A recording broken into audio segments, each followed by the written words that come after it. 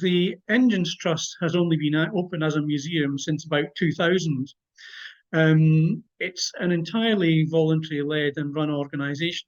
Our only buildings available are the engine house where the main machinery is.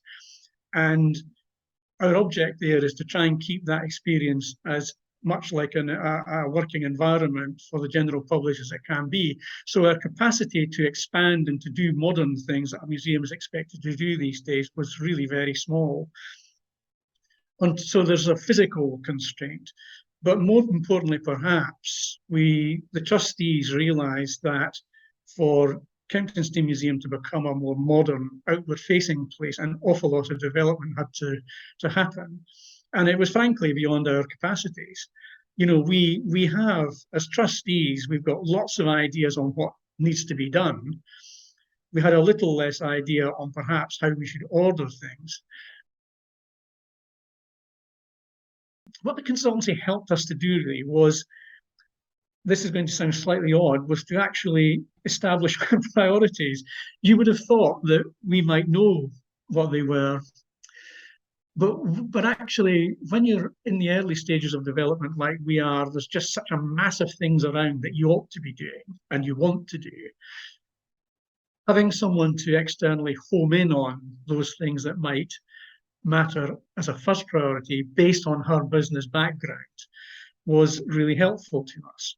Marilyn asked us for what did we know about the organisation, which turned out to be some things, but not as much as you might expect. So while we knew from looking at our ticket sales and so on, some things about our audience, if you like, who was coming to visit us, it wasn't in as much detail as we would have liked, and it certainly wasn't good enough to help us take the museum forward in any significant way.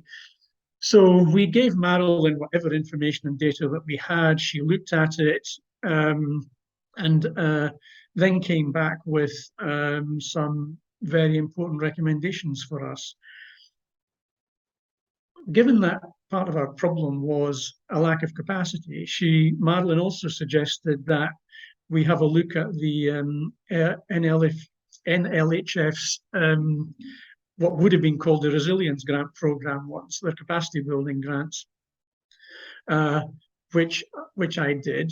And we then thought, well, although we have the ethos of being a volunteer-run organisation, that is potentially not going to take us much further forward in a new world. When you're trying to expand and take on the attributes of a modern museum, it seems to us unlikely that you can run that kind of outfit entirely with volunteers. And so we concluded that in order to improve our volunteer program, our offering and how we manage and look after volunteers, the recruitment and so on, that we should seek money to enable us to employ a volunteer coordinator. We have a project proposal ready to go to NLHF. That application, if we are successful, will provide us with, as I said, a paid volunteer coordinator, consultants to advise us in a number of key areas, such as further audience development,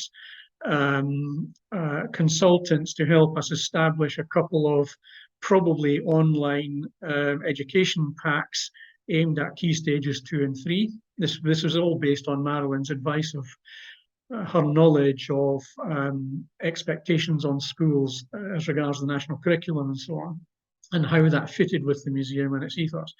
Our expansion program includes getting access to the engine house's old boiler house, which is a massive space that would allow a huge expansion of the museum in due course. And of course, we'll then have all the facilities we can imagine in that building in due time.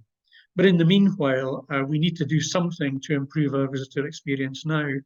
So arising directly out of our discussions with Marilyn, we're now talking to Hounslow Council about another grant in their Thriving Communities Fund, which we hope will provide us with the capital to build some structures on the museum site elsewhere, that will enable us to improve toilet facilities and give us a considerable flexible space for education and for receiving visitors, and perhaps even renting out to other smaller community groups in due time.